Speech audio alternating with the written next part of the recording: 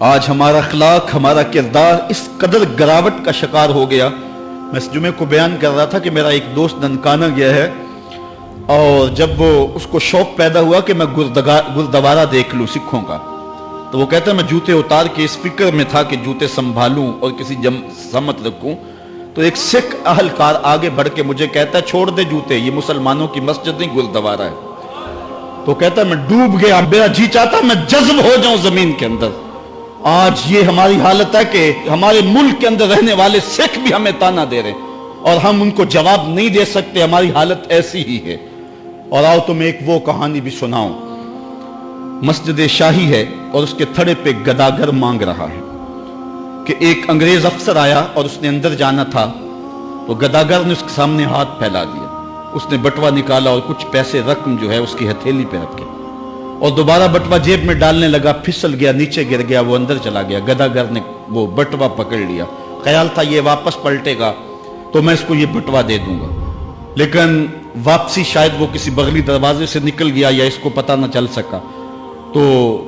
وہ بٹوا اپنے گھر لے گیا۔ ایک سال گزرا تو دوبارہ جب وہ انگریز وہاں شاہی مسجد میں آیا دورے کے لیے، تو یہ چونکہ دور بھی انگریز کا ہی تھا، تو اس گداگر نے پہچان لیا، کہا بابو رکنا، مجھے تم سے تھوڑا سا کام ہے۔ خیر وہ جلدی سے بھاگ کے گیا، گھر سے بٹوا لے آیا جس میں ہزاروں روپے تھے، اور اس نے انگریز کو پیش کیا۔ اس نے حیرت سے کبھی بٹوے کو دیکھتا اور کبھی اس کو دیکھتا، کہا تمہیں یاد ہو نہ یاد، تمہارا بٹوا گر گیا تھا اور میں نے سنبھال کے رکھا ہوا۔ اس نے کہا میں یہ نہیں دیکھ رہا، میں یہ دیکھ رہا ہوں تم گداگر ہو ذات کے، اور ایک بٹوا جس میں اتنی کرنسی ہے، اتنی رقم ہے کہ تم اچھا گھر، اچھا مکان اور اچھا کاروبار سیٹ کر سکتے تھے، اور تم نے یہ بٹوا ایک پورا سال ہو گیا سنبھال کے رکھا۔ اس نے کہا بابو مکان اور کاروبار کی کہانی نہیں، جو کہانی ہے وہ غیرت اور عزت کی ہے۔ اس نے کہا کیا کہانی ہے؟ اس نے کہا تو عیسائی ہے اور میں نوکر ہوں رسول اللہ کا، اور کل قیامت کے دن اگر تیرے نبی نے میرے نبی سے کہہ دیا کہ میرے امتی کا بٹوا گرا تھا اور تیرے امتی نے اٹھا لیا،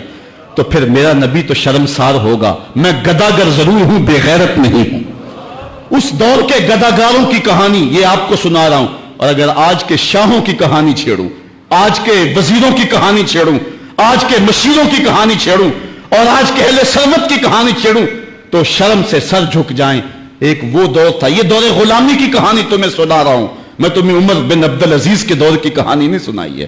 میں تمہیں عمر کے دور کی کہانی نہیں سنائی ہے، حضرت ابو بکر کے دور کی کہانی نہیں سنائی، میں تمہیں محمد عربی کے مدینے کی کہانی نہیں سنائی۔ یہ کل کی بات ہے کہ ہم عزتوں کس مسجد پہ تھے، ایک گداگر بھی محمد کی آبرو کا اس قدر رکھوالا تھا، اور آج ہم کہاں گر گئے ہوئے ہیں؟ ذرا اپنے اندر اتر کے دیکھیں، ہن جے رونا تے اکھاں وچوں ہنیرا جاندہ نہیں نور جاندہ ہے۔